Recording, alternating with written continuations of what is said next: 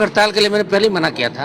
मैंने कहा भूख हड़ताल मत करना, भूख हड़ताल वहाँ की जाती है जब सरकार में समझदार लोग होता है। भजनलाल जी, आपकी लॉटरी खुली है, आप अब भी संभल जाओ। कोई नरेश मीणा का आंदोलन नहीं, राजस्थान के अंदर हर नौजवान, हर किसान, हर दलित शोषित पीड़ित ये चाहता है। जो परिजनों को कोई आप भीख नहीं दे रहे हो, आपने जो 5 लाख, 8 लाख, 13 लाख देने की बात कर रहे हो, एक एक बकरी बकरा देने की बात कर रहे हो, ये शोभा नहीं देता। 17 दिन में जयपुर की सेंट्रल जेल में भूखा रहा। मेरे पिताजी को बुलाया भैरव सिंह जी ने, कहा कि तबीयत बहुत खराब हो जाएगी, तो मैंने शर्त रखी कि मिनिस्टरों को जेल में भेजो। आंदोलन है ये, कोई नरेश मीणा का आंदोलन नहीं। राजस्थान के अंदर हर नौजवान, हर किसान, हर दलित शोषित पीड़ित ये चाहता है कि आखिर स्कूल जो गिरी थी उसमें जिम्मेदार कौन थे? क्या स्कूल गिर के 13 लाख मुआवजा देकर तीसरी कर ली सरकार ने? उस स्कूल के अंदर जो जर्जर थी वो किसकी परमिशन से चली, वहाँ क्लासेज कैसे लगी?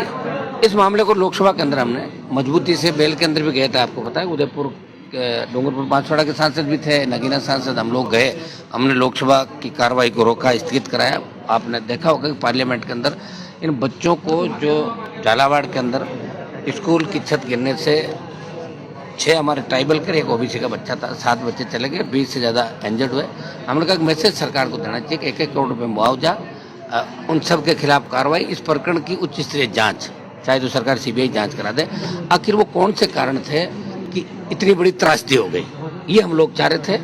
और नरेश मीणा इन सब मांगों को लेके लंबे समय से शहीद स्मारक पे आमरण अनशन कर रहे थे, धरने पे बैठे, तबीयत खराब हो गई और कल इनको अस्पताल लेके आए। और जैसे ही मुझे पता लगा तो आज रेलवे की मीटिंग थी मेरी, यहाँ आपकी उत्तर पश्चिम रेलवे की, तो मीटिंग अटेंड कर मिलना आया।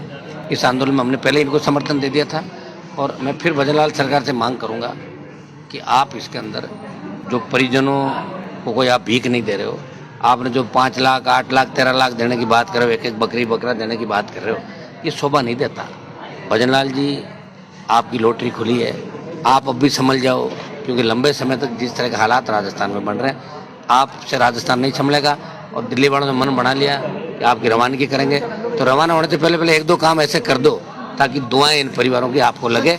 और इस मामले के अंदर राष्ट्रीय लोकतांत्रिक पार्टी और नागौर सांसद, उसकी पूरी टीम नरेश मीणा के साथ उन पीड़ित परिवारों को न्याय दिलाने को साथ। पहले दिन से आप उनके साथ हैं, उनको समझा भी रहे हैं लगातार, लेकिन वो खाना भी नहीं खा रहे, तबीयत तो मुश्किल। भूख हड़ताल के लिए मैंने पहले ही मना किया था। मैंने कहा भूख हड़ताल मत करना, भूख हड़ताल वहाँ की जाती है जब सरकार में समझदार लोग होता है। जहाँ नासमझ लोग बैठे हैं, नासमझ लोगों के सामने भूख हड़ताल करके संकेत नहीं दिया जाता कि भाई हम भूख हड़ताल करें। ये लोग समझते ही नहीं, इनको दूसरे कामों से फुर्सत नहीं। मुख्यमंत्री और इनकी टीम को तो अभी फुर्सत नहीं है पैसों की लूट जो मचा रखी इन्होंने। कब हम चले जाएं, उससे पहले पहले पूरा समेट लें, क्योंकि जाने के बाद वापिस कहीं नहीं आएंगे, वही काम करना पड़ेगा।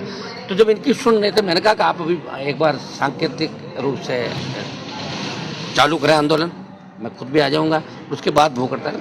लेकिन इन्होंने कहा कि मैंने मीडिया के सामने पहले भूख हड़ताल की घोषणा कर दी थी। ये भी अपनी जगह सही था, कमिटमेंट था। अभी समझाने की कोशिश नहीं, अभी भी मैंने की, अभी भी मैंने आपकी मानते हैं, अभी भी मैंने कोशिश की, क्योंकि मैंने एक बार 2097-98 में भूख हड़ताल करी, उसमें भैरव सिंह जी सीएम थे। 17 दिन में जयपुर की सेंट्रल जेल में भूखा रहा। मेरे पिताजी को बुलाया भैरव सिंह जी ने, कहा कि तबीयत बहुत खराब हो जाएगी, तो मैंने शर्त रखी कि मिनिस्टरों को जेल में भेजो। तब 3 मंत्री, सांवरलाल जाट, भंवर सिंह डांगावास और श्री किशन सोनकर जो मिनिस्टर थे, और मेरे पिताजी, 4 लोग आए और जेल में अनशन तुड़ाया।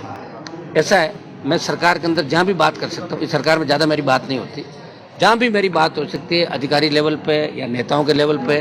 और मैं तो जो विपक्षी भूमिका निभा रही कांग्रेस पार्टी से मेरा सवाल है, कहाँ गए कांग्रेस के नेता, बताओ मुझे।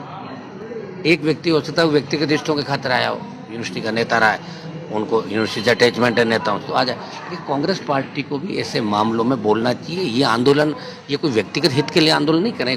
ये राजस्थान के अंदर जो दुर्घटना घटी स्कूल की, ये पूरे देश के अंदर राजस्थान की बदनामी हुई कि राजस्थान वो प्रांत है जहाँ आज भी जर्जर भवन है, उनकी वजह से बच्चों की इस तरह डेथ हो रही है। तो ये एक तरीके से हत्या थी और इसमें हम इस पूरे प्रकरण की उच्च स्तरीय सीबीआई जांच की डिमांड भी कर रहे हैं। शीघ्र ही हम पार्टी से बात करके इस आंदोलन में अगला कदम क्या होगा वो भी हम उठाएंगे। नरेश को समझाने का मैंने प्रयास किया है, मैं पूरी तरह से इसके साथ हूँ।